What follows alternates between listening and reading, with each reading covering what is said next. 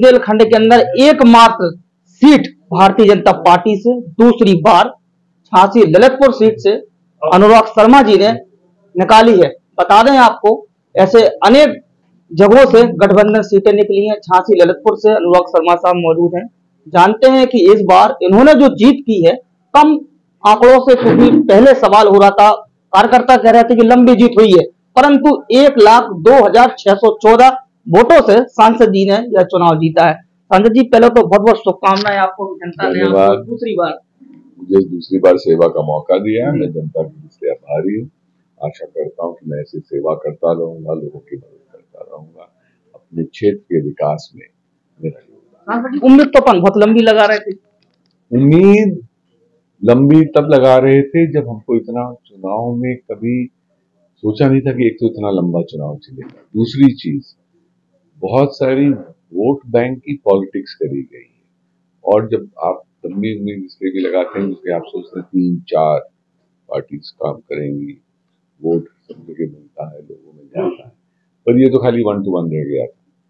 और अभी भी मैं इसको बहुत लंबी जीत इसलिए भी मानता हूँ क्योंकि अगर आप प्रदेश के आंकड़े देखेंगे तो बहुत कम लोग होंगे जो 1 लाख वोट से जीते हैं। सांसद जी, उत्तर प्रदेश के अंदर बुंदेलखंड को अपन क्षेत्र जो है सबसे ज्यादा लोग प्लान करके बाहर जा जावे का प्लान है, आखिरकार मजदूर बाहर का मजदूरी करने जा रहा है जावे कछु। देखिए, यहाँ पे 2 बहुत बड़ी समस्याएं हैं। एक सबसे बड़ी समस्या है कि हमारे जो किसान भाई हैं, जो गांव में लोग रहते हैं, उनके पास बहुत सारे ऐसी चीजें नहीं है जिसकी वजह से उनको एम्प्लॉयमेंट मिल सके। गांव में ऐसी परिस्थितियां नहीं है जहां हमारे वहाँ एग्रीकल्चर एम्प्लॉयमेंट मिले। दूसरी सबसे बड़ी समस्या है कि मेरे वहाँ जो उत्पाद होता है खेत में, वो बहुत लिमिटेड होता है, छोटे स्तर पे होता है। हमारे वहाँ अक्सर आप खेत देखोगे तो 1 एकड़ छोटे छोटे खेत है, तो किसान बेचारा क्या करे? उसको सरकार को जितना बेच भी ले तो भी उसको दूसरी जगह से चाहिए कि उसको कहीं ना कहीं और आमदनी हो जाए। ये एक बहुत बड़ी समस्या रही है। इसके लिए एक ही सबसे बड़ा उपाय पलायन रोकने का ये है कि हम अपने वहाँ औद्योगिक विकास कराएं। और औद्योगिक विकास के लिए 3 बड़े बड़े हमारे वहाँ कॉरिडोर्स आ रहे हैं। एक है डिफेंस कॉरिडोर, दूसरा झांसी में आपने सुना ही होगा बीडा है, और तीसरा ललितपुर में बर्ड ड्रग पार्क है। इनसे हमारे लोगों को, विशेष रूप से मेरे युवाओं को एक मौका मिलेगा इन कंपनियों में काम करने का, इन जगहों पे काम करने की। इनको नौकरियां मिलेंगी तो पलायन रुकेगा। पलायन रोकना बहुत जरूरी है। झांसी ललितपुर की अपन बात करें, जैसी गर्मी लग जाती, पानी बिल्कुल समापन हो जाता। और सबसे बड़ी बात अबे और है सांसद जी, बिजली की बहुत प्रॉब्लम है। को करंट का नहीं है, चोरी अभी भी हो रही, दलाली खा रहे लोग, बात कर्मचारी खा रहे काय, क्योंकि चोरी और मीटर लगो रही, कर्मचारी जा तो 200 रुपये ले तो जो का प्लान है आखिरकार ट्रांसफार्मर जितने 3 लगने हम कर 6 लगो जाए गर्मियों में खासकर। देखिए, वो सबकी डिमांड तो रहती है, पर मैं उसमें एक चीज कहूंगा, बुंदेलखंड में हमेशा सूखा रहा है, बुंदेलखंड में हमेशा पानी का अभाव रहा है। हमारा भौगोलिक क्षेत्र ही ऐसा है, तो बुंदेलखंड में पानी लाना बहुत कठिन कार्य है, और बुंदेलखंड की प्यास बुझाना बहुत कठिन कार्य है। पर इस कठिन कार्य को भी हम चुनौती दें। और प्रधानमंत्री ने अगर कहीं पे सबसे ज्यादा पैसे किसी क्षेत्र को दिए हैं तो 45,000 करोड़ की केंद्रीय त्वरित लिंक दी है, उसको लेके आना है हमको। प्लस यहाँ पर जो झांसी में इतने सालों तक, तो 70-75 साल तक कभी भी कोई पानी की चीज पूरी नहीं करेगी।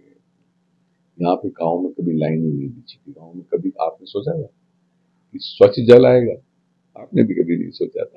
आज हम उसके लिए प्रयासरत हैं। कभी समय लगता है कुछ चीजों में, जब इतने व्यापक, इतने बड़े लेवल पर काम होता है तो बहुत समय लगता है। उस समय को भी हमने शॉर्ट करने की कोशिश में है। और बहुत सारे गाँव में तो मेरी बहनों बहुत खुश हैं क्योंकि वहाँ पानी पहुंचने लगा है।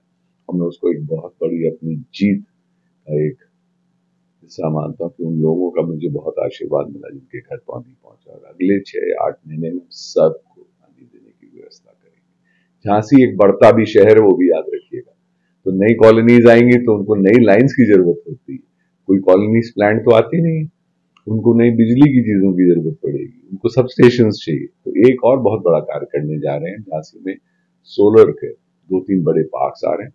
इसके अलावा रूफटॉप सोलर, जो प्रधानमंत्री की मंशा है कि हर घर में आप खाली ऊर्जा के कंज्यूमर ही नहीं हो, आप ऊर्जा दाता भी बन सके, उसको भी जरूर लाने सांसद जी, जो 5 साल पहले रहे आप सांसद, पूरे 5 साल लोगों को बारंबार कह रहे थे कि सांसद जी घर जाओ तो कार खास मिला और पीआरओ मिला तो आपसे मुलाकात नहीं हो पा, जब बेगलती जवाब तो ना हुई है। देखिए, वो पहले भी गलती नहीं हुई थी, जितने लोग मुझे जानते थे बड़े आराम से मिल रहे थे। पर आपको एक चीज याद रखनी चाहिए, पिछले 5 साल में 1.5 साल कोरोना था, मुझे मिलना चाह रहे थे क्या? सही बात, 1.5 साल तो कोरोना निकल गए। भूल गए आप इसको। और उसमें अगर आपको एक ही जना ग्राउंड पे दिखा, कोई मेडिकल कॉलेज में खड़ा हुआ, कोरोना के पहले पेशेंट से मिलने कौन गया था? उसके घर। आप गए। जब प्रशासन भी जाने को तैयार नहीं था, खटखड़ा कौन रहा था उसके घर पर? तब ये नेता नहीं दिख रहे थे आपको, तब दिखे थे आपको रास्ते में। खाना खिलाने का काम कौन कर रहा था लोगों को? मैं तब था और अभी भी हूं। मैं अपने लोगों के साथ तब था, आज भी खड़ा। अंत में क्या कहना चाहोगे अपनी ललितपुर झांसी की जनता से, इतना आपको प्यार सम्मान और दूसरी बार विजय? मैं हमेशा उनका आभारी रहूंगा, हृदय से आभारी रहूंगा कि उन्होंने मुझे एक और मौका दिया लोगों की सेवा करने के लिए। मैं सेवा भाव से इसमें आया हूँ, ये मेरा पेशा नहीं है।